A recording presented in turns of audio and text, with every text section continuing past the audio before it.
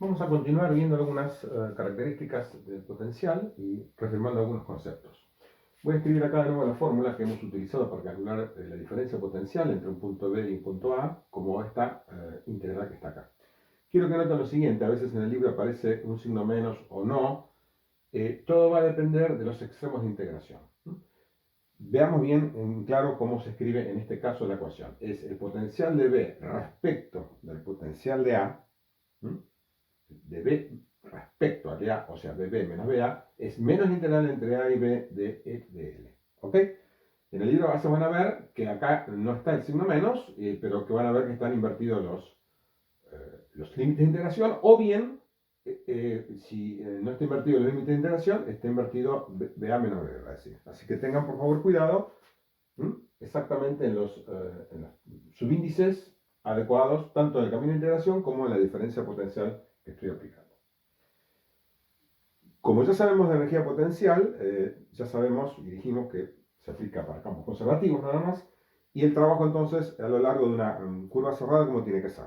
Tiene que ser cero. Por lo tanto, la integral cerrada de dl entonces, ¿qué implica la integral cerrada de dl? ¿Qué significa? Que parto de un punto y vuelvo a ¿dónde? Al mismo punto. O sea, será la integral entre A y A, así un camino cualquiera. Esa integral necesariamente tiene que ser cero, porque si salgo de un punto que tiene una energía potencial o un potencial eléctrico y vuelvo al mismo punto, el potencial tiene que ser el mismo, obviamente, entonces esa diferencia potencial va a ser nula y entonces tengo esta integral que está acá.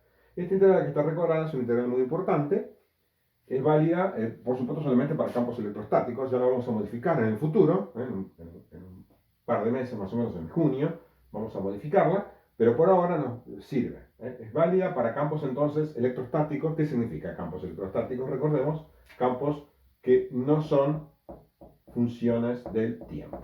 ¿Ok? El campo no es función del tiempo, solamente es función del x, y, z, ¿no? Del espacio. Esta ecuación es muy importante y va a ser la que vamos a llamar, la que Maxwell llamó su segunda ecuación, no esta sino la modificada, pero mientras tanto la vamos a tomar como segunda ecuación. Y la primera, si recordamos, es la integral cerrada de A igual a la carga encerrada en una superficie de Gauss dividido epsilon 0.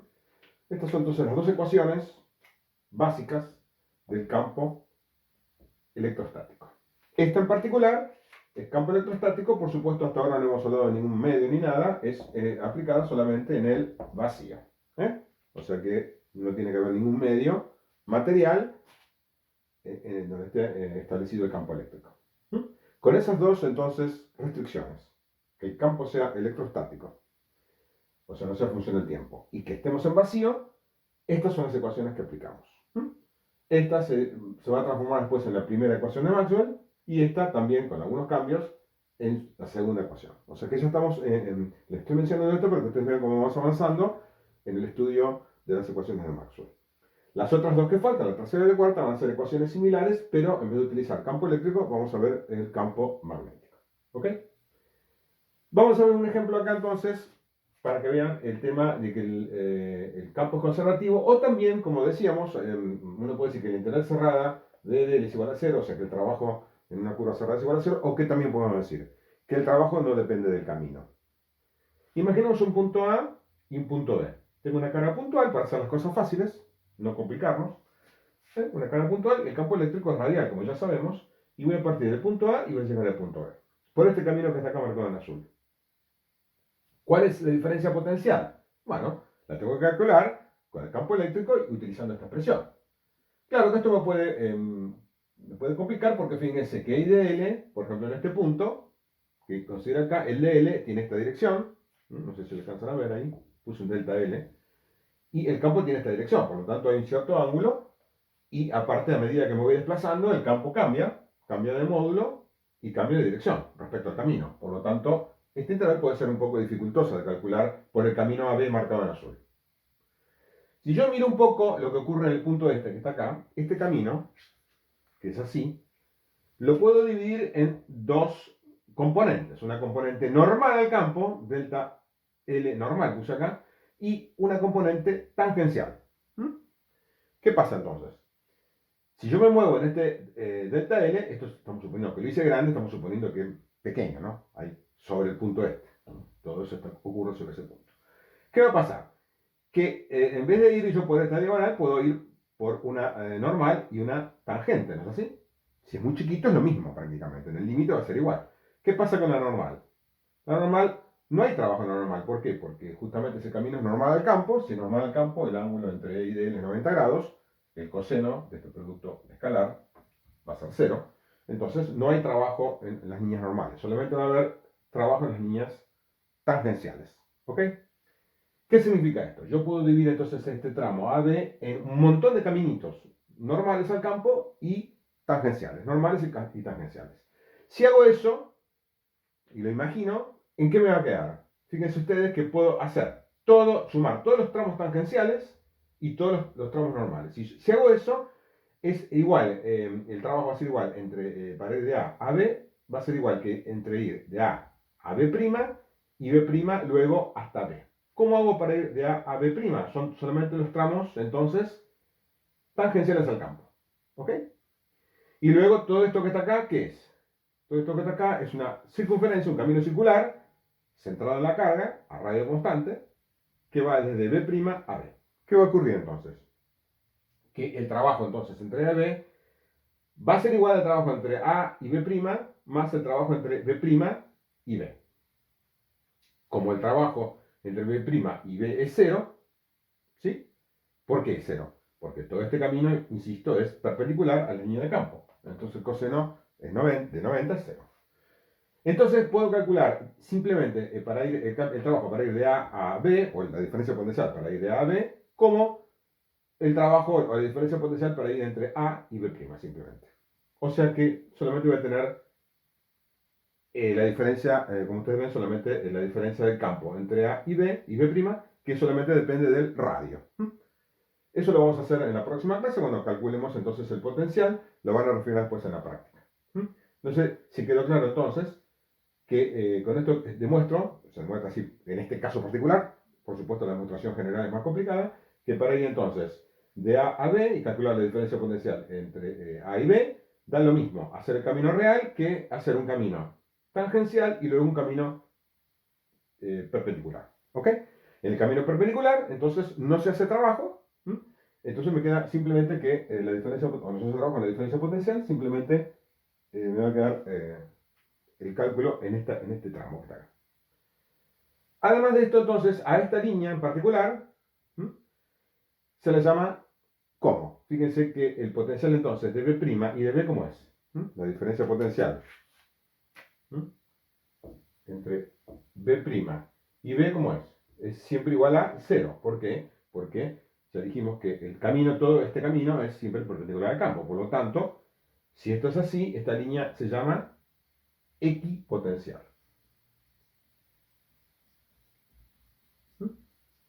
¿Qué significa equipotencial? X es igual, potencial igual. Una línea equipotencial, entonces, ¿qué es? Una línea en cual yo me muevo a lo largo de ella y no hay trabajo o no hay diferencia de potencial. Esto no es muy difícil de entenderlo. En el caso de la Tierra, por ejemplo, si uno mira la Tierra de lejos, ¿cómo sería un equipotencial? Como se mueve un satélite alrededor de la Tierra. En este caso, si es simetría esférica, no va a ser una línea, sino que va a ser una superficie, ¿no? En toda una superficie que va a ser la superficie esférica. ¿Ok? Esa superficie esférica para una carga puntual o una masa puntual, la Tierra vista de lejos parece una masa puntual, esa superficie es equipotencial. Entonces un satélite puesto en esa equipotencial, ¿qué va a ocurrir? Va a moverse y no va a hacer ningún trabajo, ni va a necesitar ningún trabajo para moverse. Se va a mover eternamente como hace la Luna respecto a la Tierra. Por supuesto no es exactamente así, porque no hay líneas, como la Tierra no es exactamente una partícula, ni es exactamente esférica, hay algunos problemas, pero estamos hablando de un problema ideal, ¿no? Idealmente, entonces, la Tierra siendo puntual, una masa puntual, perfecta, una superficie entonces esférica alrededor de la Tierra me da un equipotencial. Cualquier satélite puesto en una superficie esférica no va a moverse, se va a mover y no va a realizar ningún trabajo, ni va a recibir ningún trabajo, va a quedar eternamente ahí. Si está moviéndose, va a quedar eternamente ahí porque no va a hacer trabajo. ¿Ok? Eso es entonces el concepto de equipotencial. Acá dibujé una línea, insisto, pero después más complicado son superficies, como el caso de la esfera, en el caso de un cilindro, Cuando tengamos un alambre, vamos a ver que la superficie equipotencial va a ser un cilindro, ¿no? Tiene simetría cilíndrica. En el caso de un plano cargado, como si fuera este pizarrón cargado, voy a tener entonces, ¿cómo va a ser superficie equipotencial en un plano? Va a ser otro plano. Eso es en el caso de la Tierra, por ejemplo, cuando estamos muy cerca de la Tierra. ¿Qué pasa si estamos muy cerca de la Tierra? ¿Cuál es la equipotencial? La equipotencial es un plano. La Tierra está tan cerca que nos parece que es plana, entonces la equipotencial, ¿qué es? Un plano, ¿qué significa? Yo muevo una masa, descontando el rozamiento, por supuesto, estamos hablando solamente de fuerzas conservativas, muevo una masa en el plano ese y no realizamos trabajo, ¿ok? De gravitatorio, por lo menos, ¿no? Obviamente. Bueno, con eso entonces hemos introducido el concepto de equipotencial. Y hemos clarificado un poco que el trabajo no depende del camino, o el potencial tampoco depende del camino, se puede calcular entonces por el camino que más nos satisfaga. Normalmente entonces en simetría esférica, ¿qué hacemos? Elegimos un camino radial y luego el camino equipotencial, que es la circunferencia, en vez de hacer la integral por el camino real. Eso es totalmente válido por esta relación. Todo esto entonces me lleva a la conclusión final, que es lo que habíamos postulado, que es el campo eléctrico es conservativo, y su integral entonces cerrada, E de L es igual a 0. ¿Ok? Bien, y para terminar entonces juntamos las dos ecuaciones y con esto entonces terminamos de ver lo que es la definición del campo estático, electrostático. Fíjense que son dos integrales muy importantes, como hemos visto en análisis.